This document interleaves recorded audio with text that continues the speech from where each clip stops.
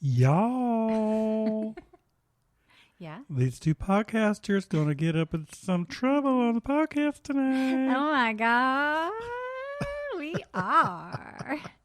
Yeah. Welcome to episode 10 of Stayfhomekins. the podcast.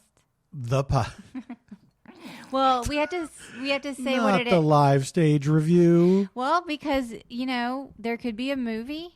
There could be, I'm looking into the future. So this is How far? pretty far. Pretty in a dystopian. Is it a future where all other entertainment has been destroyed?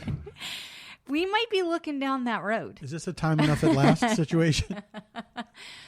Okay, so the podcast, and we are your Sherpas. That's very grand. What are we Sherpa-ing them to? The end of the podcast? 45, yes. Yeah. Yes. We will be your guides to the end of the podcast episode. Ooh, I like that person. Do you really? Yeah. You don't think it's spooky? It has like a what's his name? Not Buglio. That's not Vincent. Vincent Bugliosi from the Charles Manson trial. Whoa. Okay. Vincent, like Price, maybe? Vincent Price. Yeah, like a vibe. Do you think they ever met? Vincent Price? I don't know. They were contemporaries. I've read a lot about. Well, first of all, blah blah blah. It's our podcast. I'm Janie Hannah Tompkins. I'm Paul Tompkins. He's a comedian. I'm an actor. No. Married, and we're quarantined together. Blah blah blah. Okay, I read a lot about. What else you got? I read a lot about Manson, and apparently Bugliosi, kind of a grandiose. I don't know him. Mm-hmm. Other people have said. Right. Asshole. Well, I mean, he is a lawyer. My cousins might be listening. Yes. Some of my lawyer cousins could be listening. You know who loves lawyer jokes? Lawyers. They do? Yes. Do we cheat them and how? Remember from like Car Talk or whatever? Did you ever listen to Car Talk? What? Why were they doing those kinds of jokes on Car Talk? Because had you never listened, I never did. Oh, that was their whole deal. I know they were like funny deal. guys who, that was their thing. I mean, it depends. Funny is subjective. Yeah, I hope people could feel the quotes. I actually liked that show. Mm-hmm. A lot of people did. It was very popular. But it was like entertaining. Click and clack. Did we ever find out their real names? I don't know if they were a secret. Were they?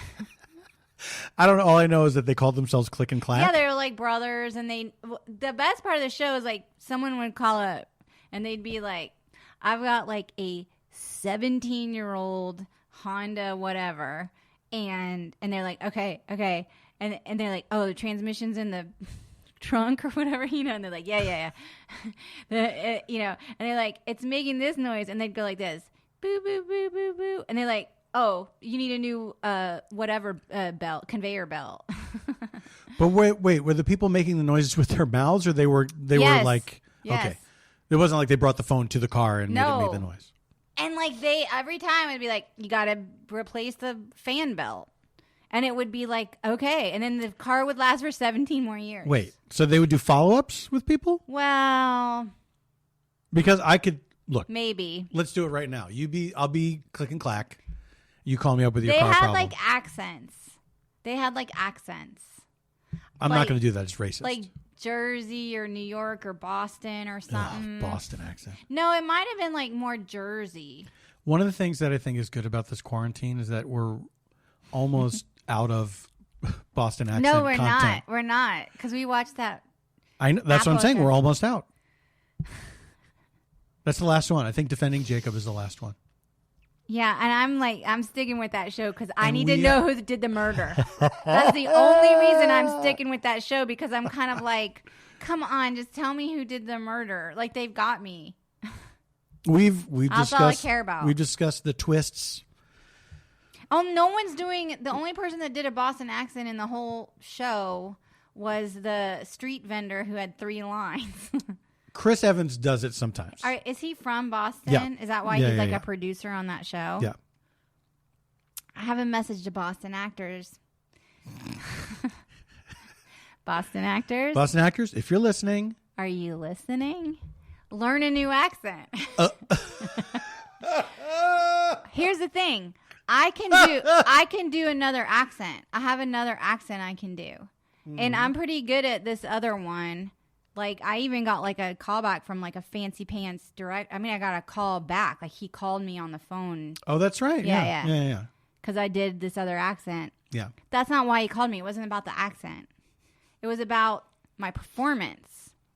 But what I'm saying is, I put one in my little bag. I put another one in my bag of tricks. I might have some more in me for all I know. You got to put more accents in your BOT. That's just the way it is, Boston actors. Sorry. So, okay, I'll be Click or Clack. Oh, we're going back. Okay. Hey, Click. Yeah. Hey, what did the grasshopper say when he walked into the bar?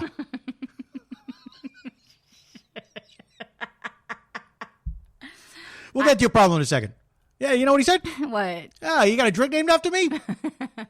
And then, Wait, I messed it up. Okay. Hey, Click. Yeah, what's your car problem? Wait, I thought you were going to do the joke again. Hold on a second. I'm the host of the show. I get it. Okay. Hey, Car Talk, you're on the Car Talk. This is Click. Hey, Click, this is Sally from Denver. Hey, Sally, Denver, Mile High City. How's it going out there? It's good. What's your car trouble, sweetie? Wow.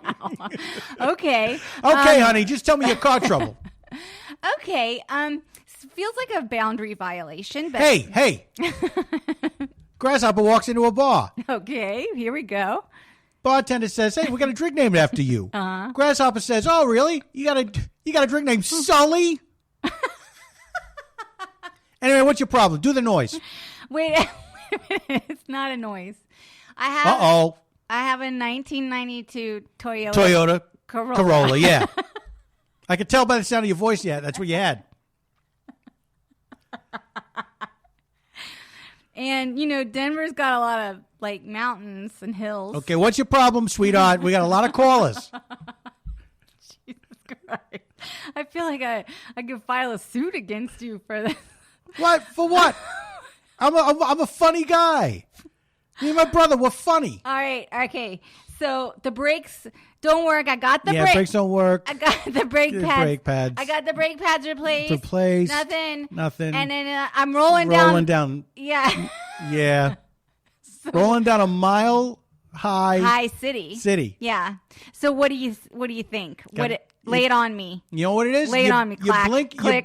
Who am I talking? Click. Your blinkers are draining too much from the battery. Another case solved. So that's the blinkers? Yeah. The blinkers. Your turn signals. They're draining too much from the battery. They're too bright. You got to change the bulbs in there. Okay. All right. Goodbye. Another mystery solved by Click or Clack. This feels sacrilegious. They were like sacrilegious. They were like misogynists. So I nailed it? They were not. Oh, they were not misogynists. No. I mean, maybe they were. I would have never pegged Charlie Rose. That one came out of left field for me. I don't know about everyone else out there. I almost feel like I was more surprised about Matt Lauer than I was about Charlie Rose. Oh, hell no. You know what? Matt Lauer, he helped elect Trump. Yeah, he was terrible. He was terrible during that election. He basically honked Hillary's boobs. But I never, it's not like I was a big Matt Lauer fan, but I never had. It's okay if you were at one time. Is it? I don't know. Could you imagine being a big Matt Lauer fan? You're like, I just love that guy. Journalism wise, I don't know if he was respected or something, I think. I mean, respected enough to get to be the anchor on the Today Show. But that's like a big paying job. Yeah. Of course it is, but it's not like it's the most amazing journalism. No, but they they do have to like interview like, I don't know, like heads whoever. of state. Yeah. Look, I can't go. Anyway, let me finish my thought. Okay.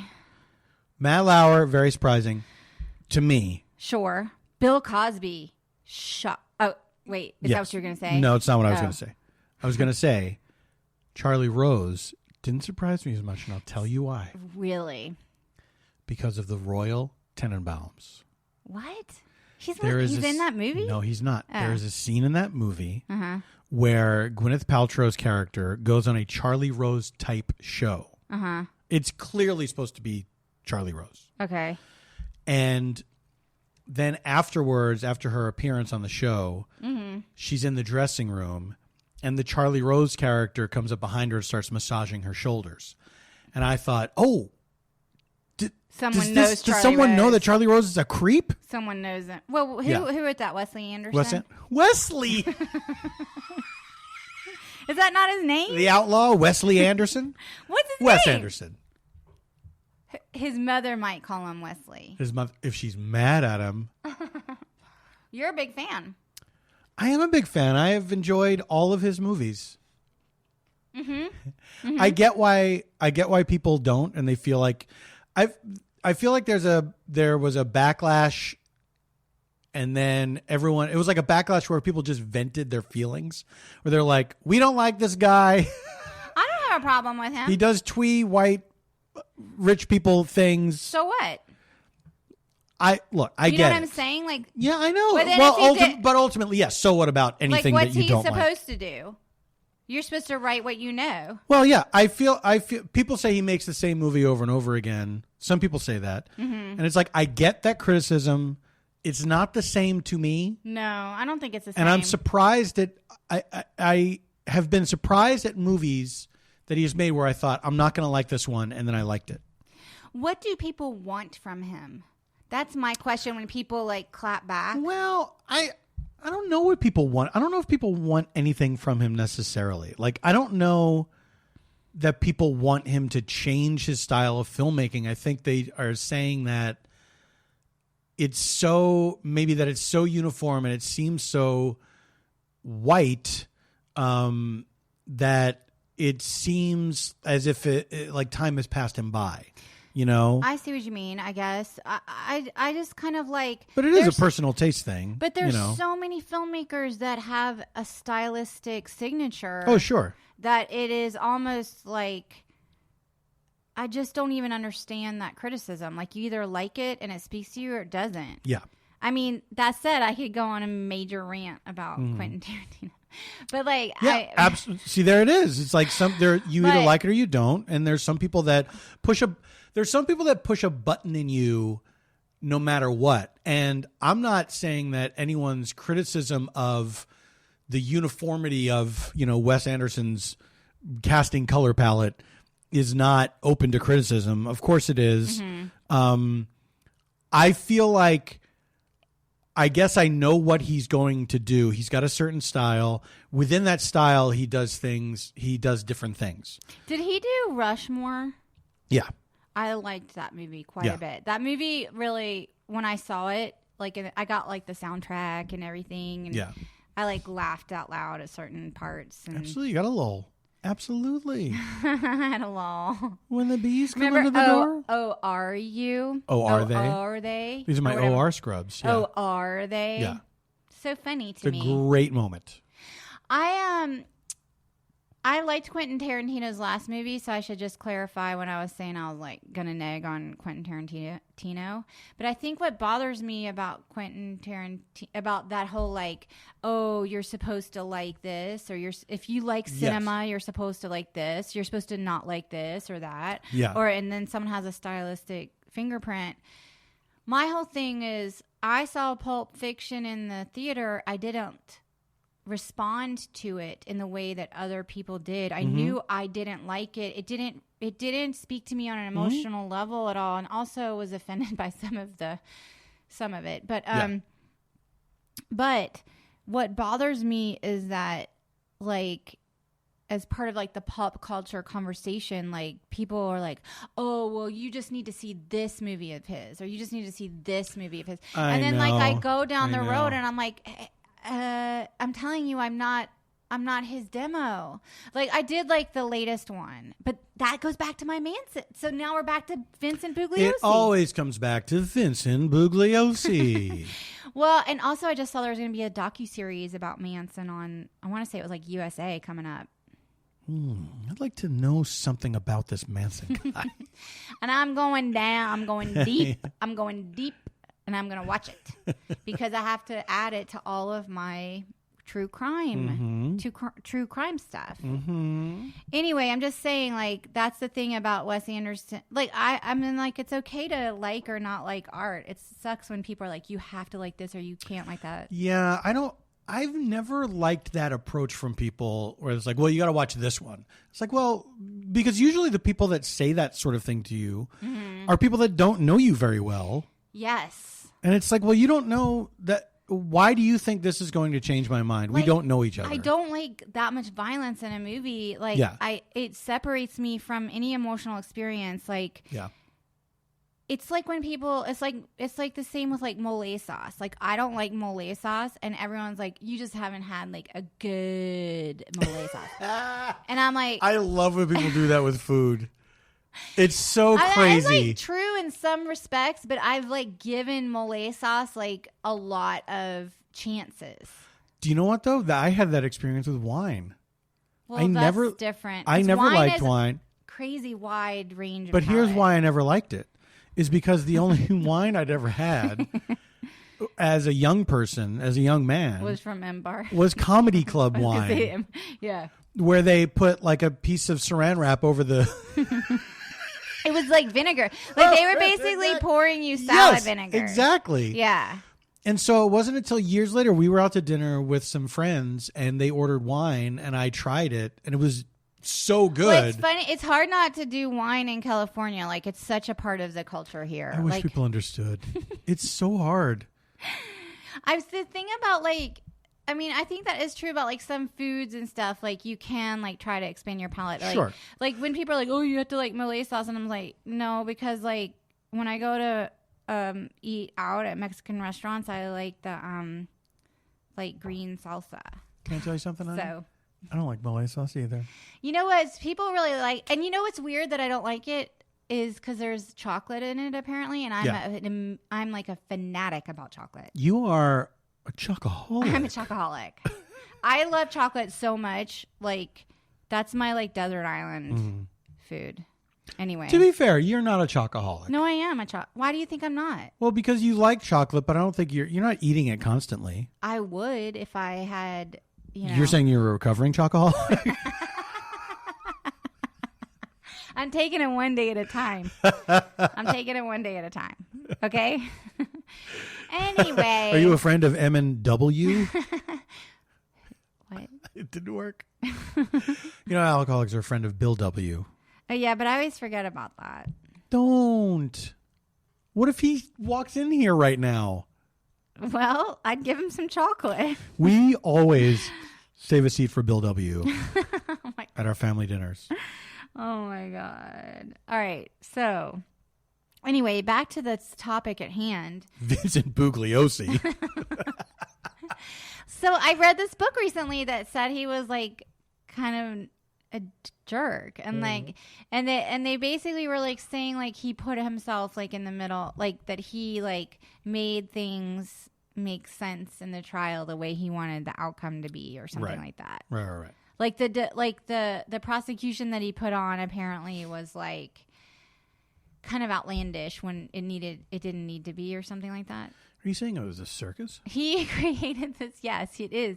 He created the narrative. He created the narrative of this. I hate to see it.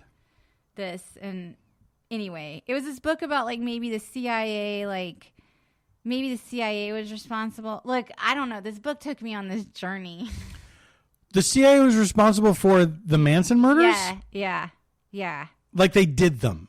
Like essentially, like, okay, and maybe I read this book wrong, but this is the way I interpreted this book.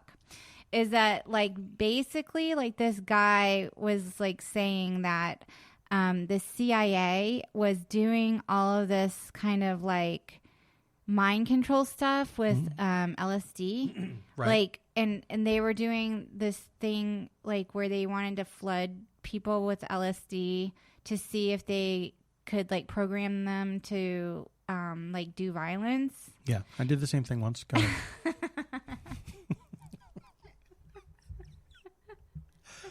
I put LSD in a public pool. Go ahead. That makes me remember this other podcast I listened to once about, how was it, the Grateful Dead or someone, like they like dosed all these people at the Playboy, the penthouse, Playboy night time. I feel like we heard this together. No, we didn't hear it together, but I recounted it to you, and I was like, "Is this for real? Is this for real?" Because I'm digressing from the CIA, but essentially, like CIA, take a breather. Boy, talk about it if you're listening. You know what I mean? CIA, you're listening. So imagine being the guy, one of the people in the CIA whose job it is to monitor podcasts. You know what?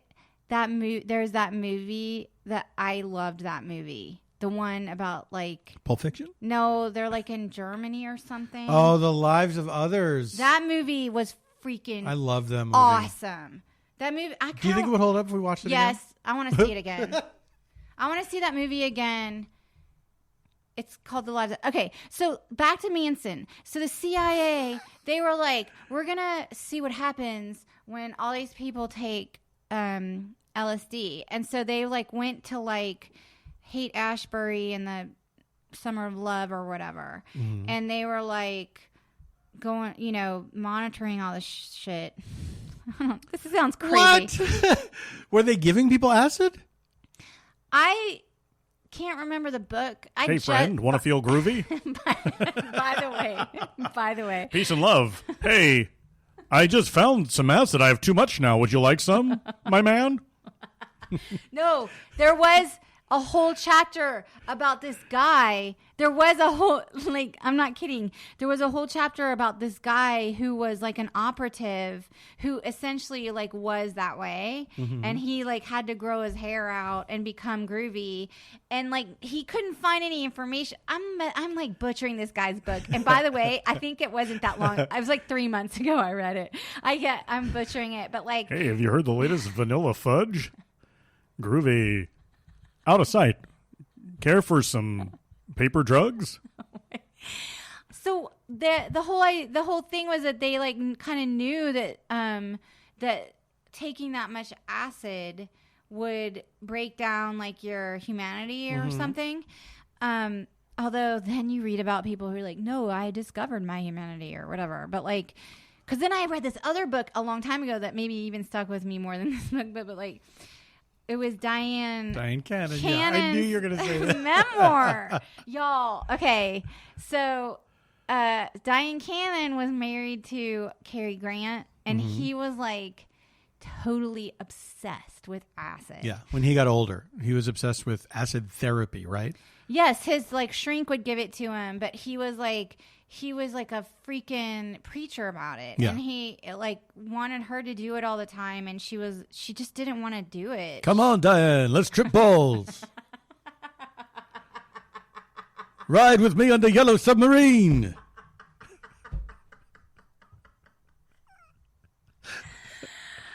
How has that not been out there? It's been put out there somewhere. Right? What do you mean? Like that's not a meme or something. I bet it is. I bet you could find something like that. He like loved it. He loved it. Anyway, her thing was cool. I just like read it because I'm like a huge fan of that movie, Bob and Ted and Carol and Ted and Alice. Anyway, so I was like and I love Hollywood memoirs. Okay, fine.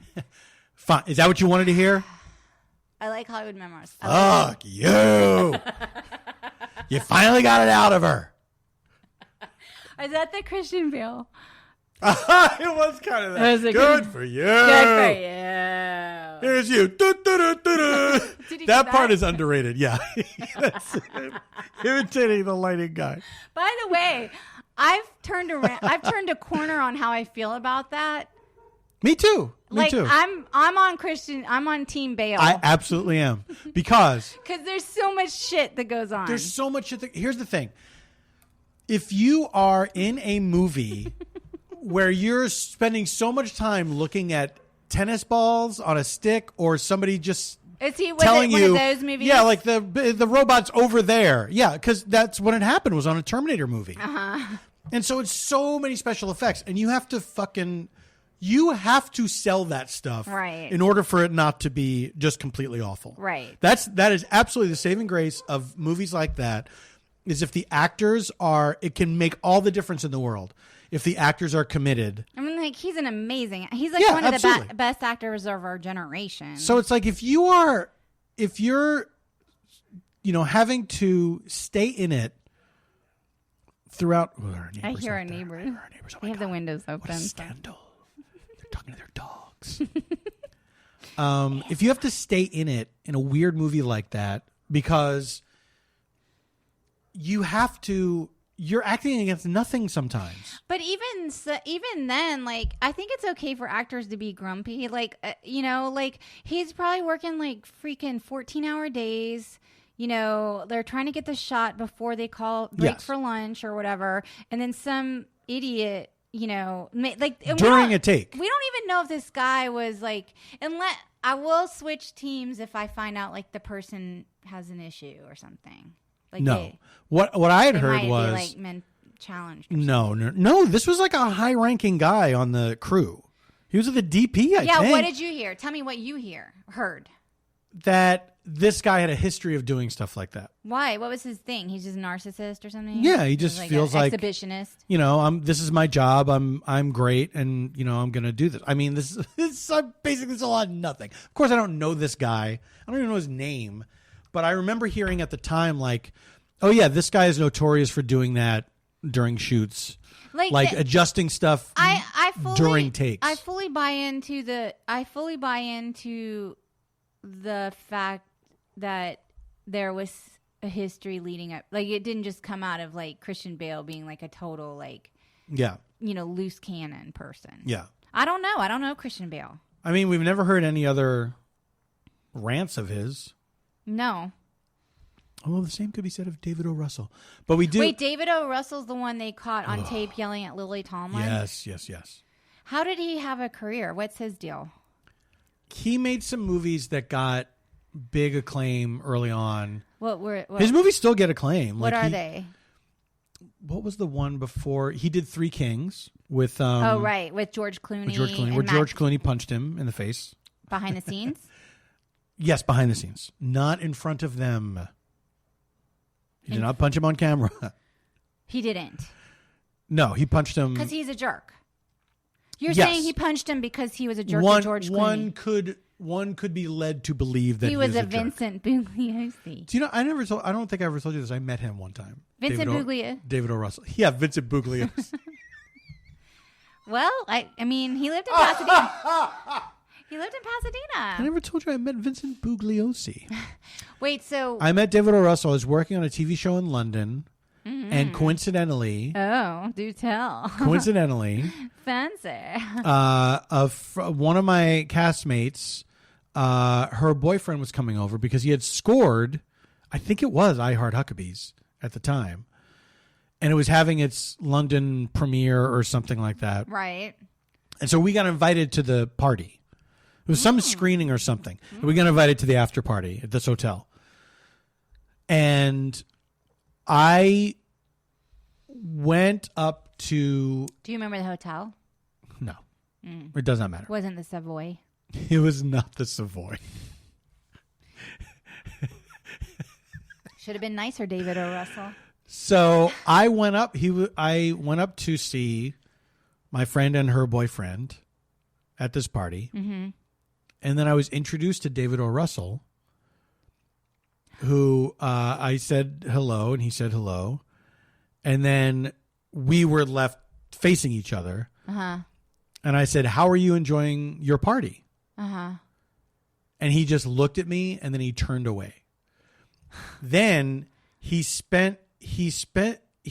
proceeded to like gradually try to box me out of this conversational circle. The back of my legs were against a coffee table. Uh-huh. And he was just like kind of moving closer and closer to me. I had nowhere to go with it. Like his back is to me. And he's just moving closer and closer. I had nowhere to go. And I almost fell over this table. Wow. So that was my encounter with David O. Russell. And you know what? It made a lasting impression.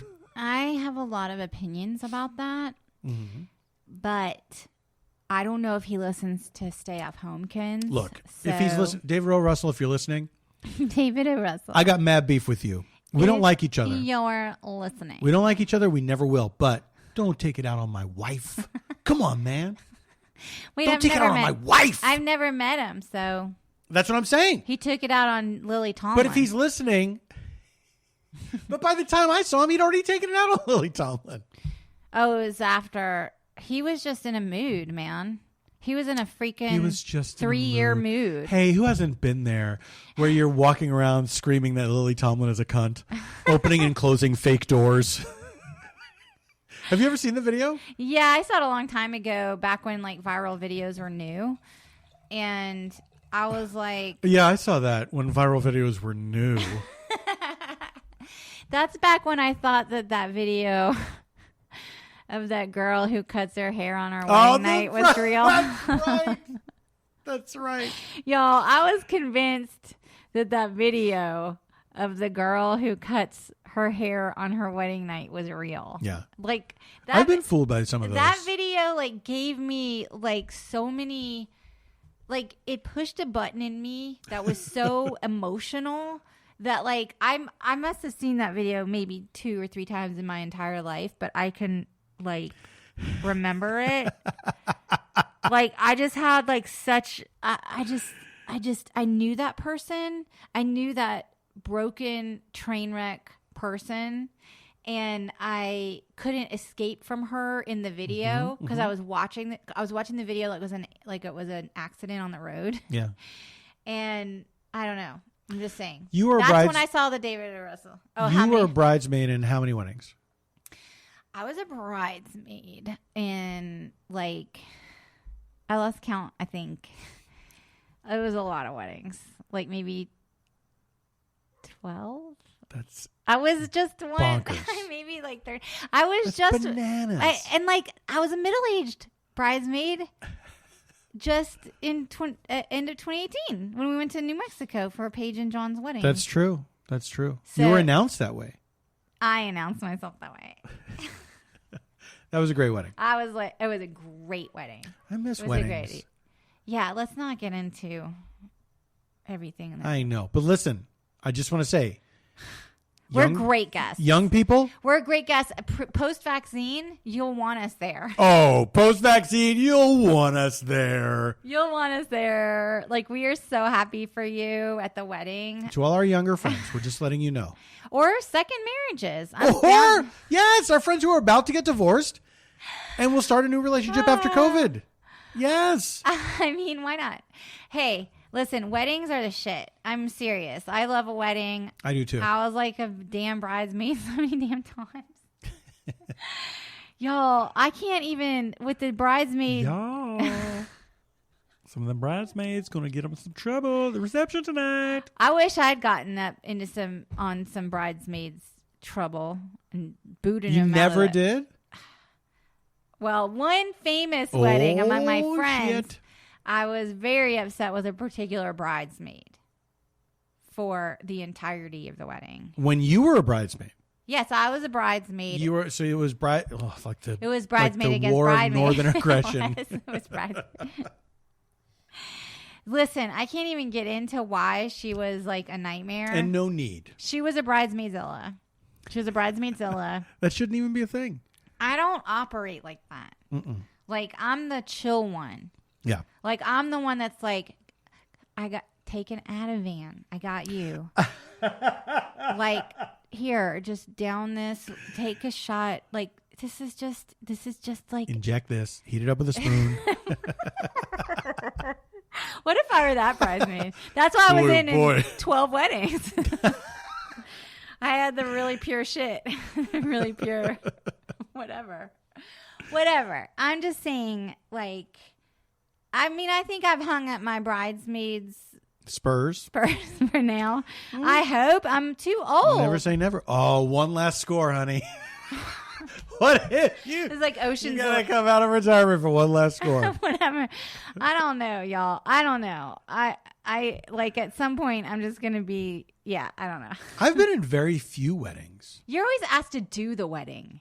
You're always asked to. I've been an officiant a few times. Kind of ruffles my feathers because I'm like, excuse me, I know how to say words. I know how to go on the internet and get a freaking whatever minister button. Well, then maybe you should have done it.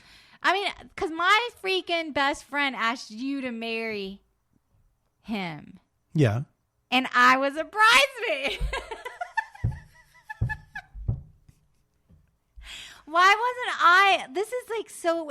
We live in such a patriarchal. This is like. It's very true. He married us though. That's true. So. That's true. Is that something you would want to do? Do you want to officiate weddings? No, You just want to be asked. I just want to be like, I want it like, why can't women do blah, blah, blah? And they often do. Right. Yeah. I get it.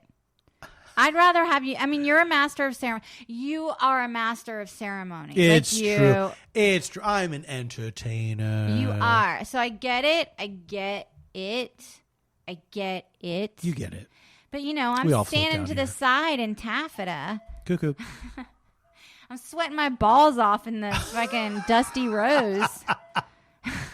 The 800th Dusty Rose taffeta that I've donned. I feel like we've been to a lot of weddings together where the wedding happened staring directly into the sun. I think that like if you put your bridesmaids in champagne, that's like really passive aggressive. The color champagne. Yes. Mm-hmm. No.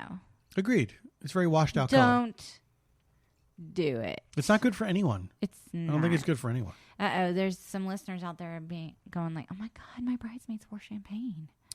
Well, look, you live and you learn. Next wedding, you'll do better. By the way, I told my bridesmaids, I was like, y'all can wear whatever you want. And these Southern bitches came back on me and they were like, no, you have to pick a thing or whatever. And I was like, no, I was like, y'all can just wear whatever. Like, this is like older people wedding. It's fine. And they're like,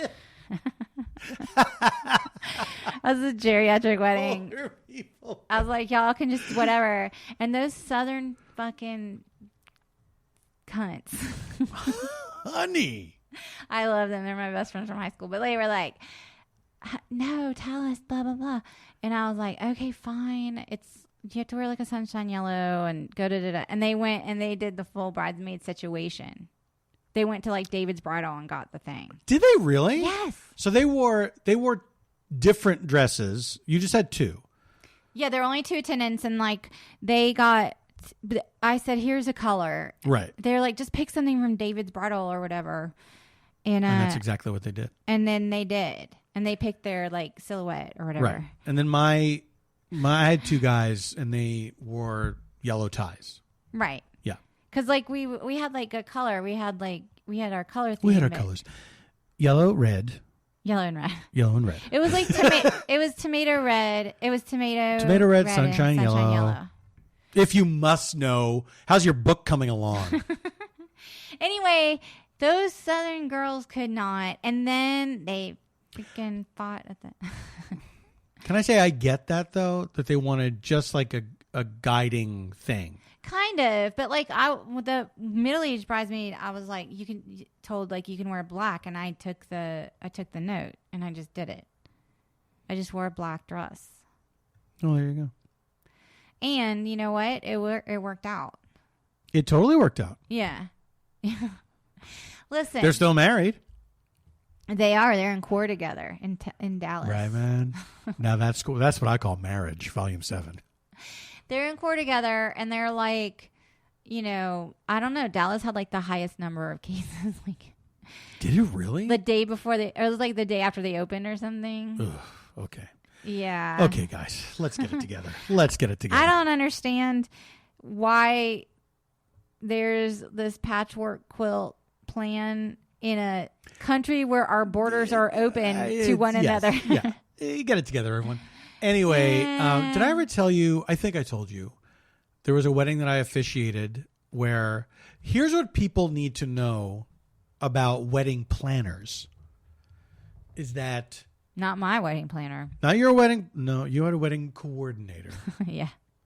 But when you hire a wedding person for your wedding, and having been an officiant for a number of weddings, oftentimes the wedding coordinator will treat your friends like garbage. They talk to you like you're a fucking idiot. Yeah, well, they act wedding like you're like party. a kindergartner. Yeah. And it's like, it's all about how, and I get it. Their thing is, I'm not going to let you ruin this wedding by doing some dumb shit. They think they're like a drill sergeant. Yes. Yeah. And you need to be like beaten into submission. Like you're going to walk down when I tell you to walk down, blah, blah, blah. There was at one wedding there, we were all like, it was right before the wedding was about to start. And so it's me and the bridal party, and we're gathered in this room about to go out, and things are getting like a guy who was the assistant to the coordinator at one point to put me in place to walk out, grabbed my upper arm to like move me. No. He fucking grabbed my arm, and I looked at my arm, and I looked at him like, "What are you doing?" And he went, "Sorry." Because But they lose their minds. They're losing their minds. Yeah. Yeah. It's like brain surgery. It's like for them, they're like, oh my gosh, this is my one chance to save this person's life. I guess they're used to dealing with people who are monsters too. Well, I feel like, okay, I'm gonna play devil's advocate for 1 second.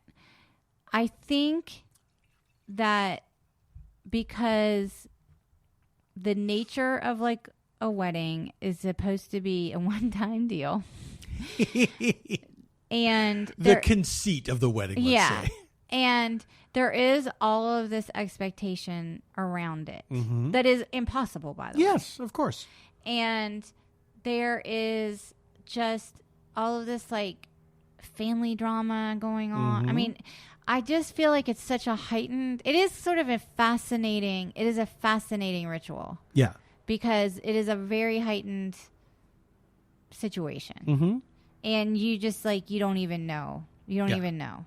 Like the mother could have told the bride she looked like fat. You know, you don't know. Oh, hold for airplane, helicopter, something. Oh, no, we don't do that here. We fucking plow straight ahead. Warts and all. This is where we live. Helicopters are frequently overhead. I feel like you had, when you said, did I ever tell you how I met David O. Russell? Like it jogged a memory of someone I met, and I can't remember. It was like something really, it was someone who was an asshole. And I can't remember.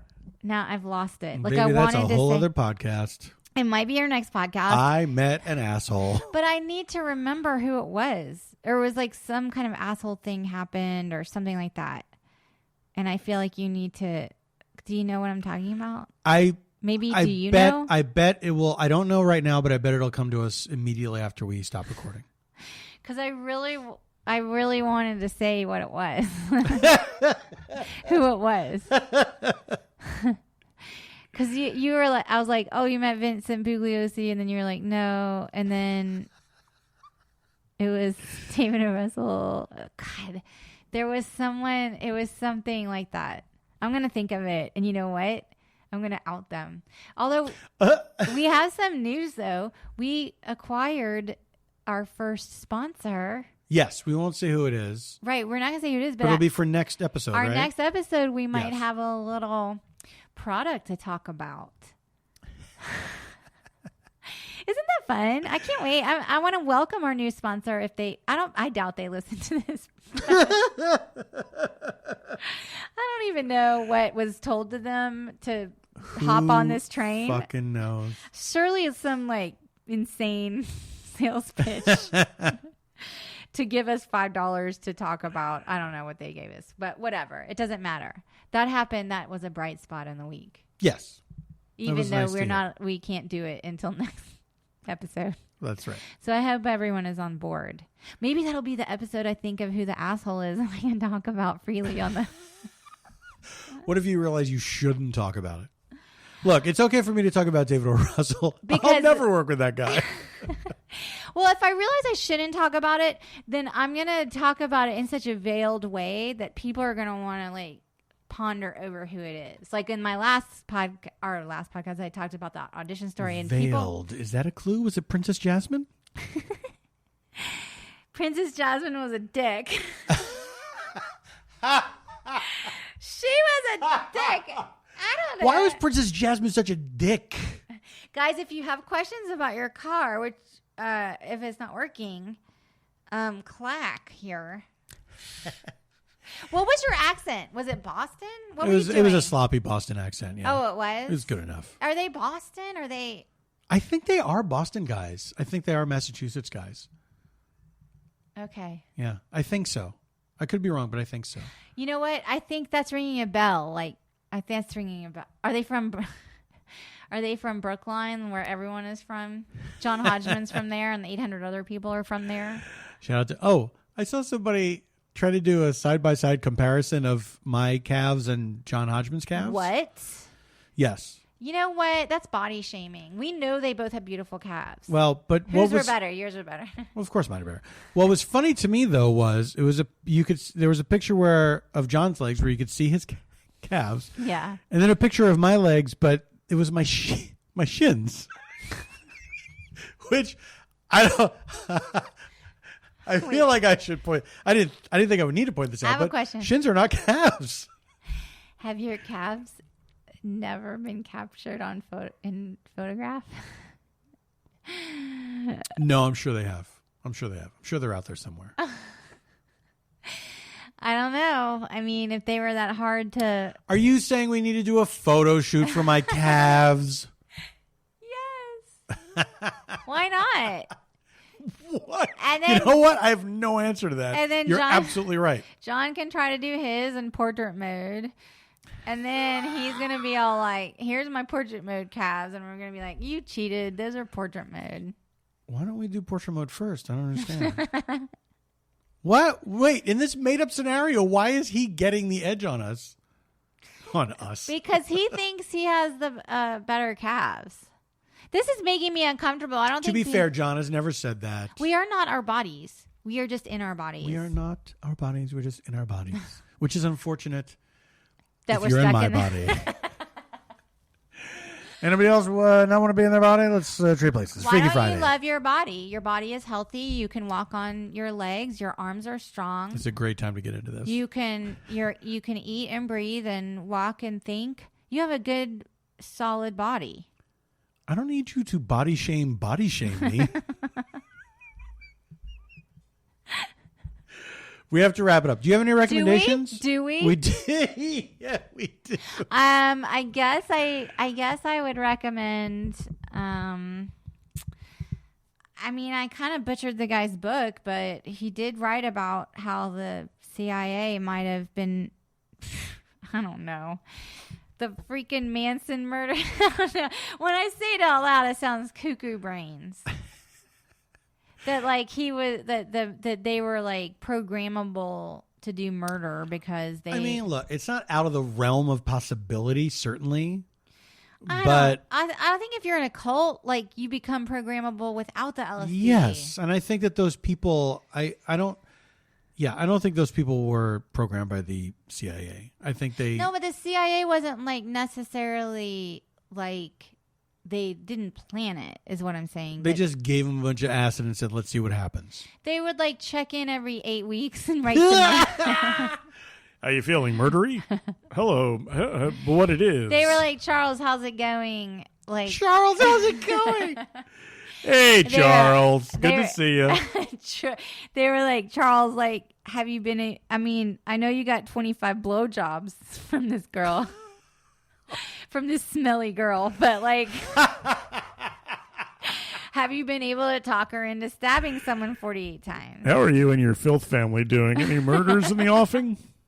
All right, so you want to recommend that book. What's it called? It's called Chaos and like the CIA in the 60s or something. Chaos and the CIA Maybe, in the 60s. something like that. Something along those lines. If you were to Google There's those enough words, keywords, yes. But also Diane Cannon's memoir. And also Bob and Carolyn. If you haven't seen Bob and Carolyn...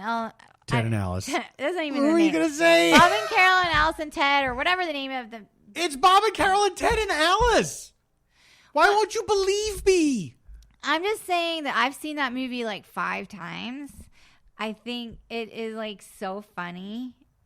It is a great document of the time.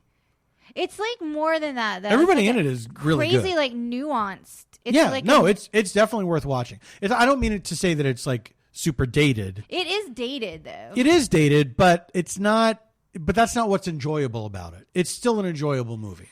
Well, it's super funny because it's like a free love. I mean, the whole thing like starts at Esalen. It's like I want to go to Esalen now because of it, but Paul won't go because it's like a naked place. Whatever. I won't go to a naked place. Sorry. What are your recommendations? Sorry, body shame. What if you love your body by the end of quarantine and you're like, okay, I'll go. I cannot see that happening. Do you think they're sanitizing Esalen? I don't think they are. That is foremost in my mind. Are they sanitizing Esalen? I want to go there so bad. All right. So many surfaces. Of naked, like that naked bodies have touched. Yes. I want to shout out. Yeah. I participated in something last week or earlier this week. It's on, you can see it on YouTube now. There's a New Zealand comedian named Guy Montgomery who's very funny. I've known him over the years from... He's been in our house. He's been in our house. I've done his podcast with Tim Batt called The Worst Idea of All Time. Which is the craziest idea for a podcast. Yes. And he has started hosting, during quarantine, has started hosting these spelling bees. Oh my God. It's called Guy Montgomery's Guy Mont Spelling Bee. That's so cute. Fantastic title. And I got to do it on Monday, and it's up on YouTube now. You can see it. I Who went won up the against, spelling bee? Well, I'm not. Oh, Gonna, of course, I'm not going to tell that. I will tell you this: I misspelled some words. One word in particular, I absolutely know how to spell, and I was mortified Really? that I spelled it incorrectly. I'm a really good speller. If you're listening, I thought I was a really good speller, and then I choked under pressure. It's like when people go on Jeopardy and they can't figure out the buzzer. But Guy Montgomery's Guy Mont Spelling Bee, I went up against 3 fantastic people: Ayo Edebiri, Rose Metafeo, and Blair Sochi. I've never heard Blair's last name out loud, so I hope I'm pronouncing it correctly. I'm going by the spelling. Okay. They're all super funny comedians. It was a great time, and afterwards my head hurt from laughing. It was so much fun. Oh my God, that sounds awesome. It was so much fun. Where can people find that? They can find it on YouTube. Guy Montgomery's Guy Mont Spelling Bee. Okay. He's done a bunch of them now, and they're all archived, so you can watch a bunch of them. Yeah. It's so much fun. That's clever. Yeah. How fun. All right. Right? Well, I guess that's our episode. I didn't even get to talk about what I wanted to talk about tonight. So... I'm sorry? So next time, I guess I'll talk about it, and also maybe think Well, we'll see. We'll see if I let you talk about the thing you want to talk about. I had an idea that I was going to talk about this certain thing that brought up a story that I'd forgotten about. I hope you'll remember for next time. Yeah, because that's our big sponsor episode. We got to bring it. Unless they drop out. That's true. They could. Nothing's been signed. All right, everyone. Hope you're doing okay. Thank you for the wonderful messages. We are on Twitter at stayfhomekins, Instagram at stayfhomekins, and we have a Gmail address, which you guys are putting to great use. Yes, we appreciate all your messages. It's stayfhomekins@gmail.com. By the way, we a lot of essential workers have reached out. That makes me so happy. And they've thanked us for thanking them, but so also happy. just thank you again. We'll never stop thanking you. Oh God, I'll never stop thanking essential workers. Whatever we can do to help pass the time for you. Yes. I mean, I hope this might have been a boring one. I'm sorry. I don't think it was a boring one at all. I think this was a good one. I guess time will tell. TWT. All right, everyone, stay healthy. Stay safe. I forgot. What do we say? Stay safe. Stay safe. Stay sane. Stay sane. Wait, I thought we were okay, sorry. Did you say stay saved? Hey, y'all. Stay safe. Stay saved. Y'all, they reopened the churches Oh, boy. because they said that they couldn't worship. But you know what? Can I just really quick? I have to point out the hypocrisy. Get it in there. Okay, Just just really quick, got to put out the hypocrisy of organized religion.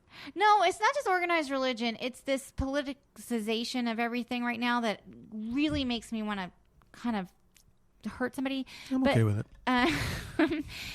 I guess like William Barr, he was like suing California because he said that like you can't, it's freedom of religion. You can't shut down religion or blah, blah, blah, blah. Well, I have some news for the William Barrs shit. of the world. William Barr. Newsflash, William Barr If of the you're world. listening, I didn't even go to fucking law school. And I'll tell you something. Religion was not shut down. Okay?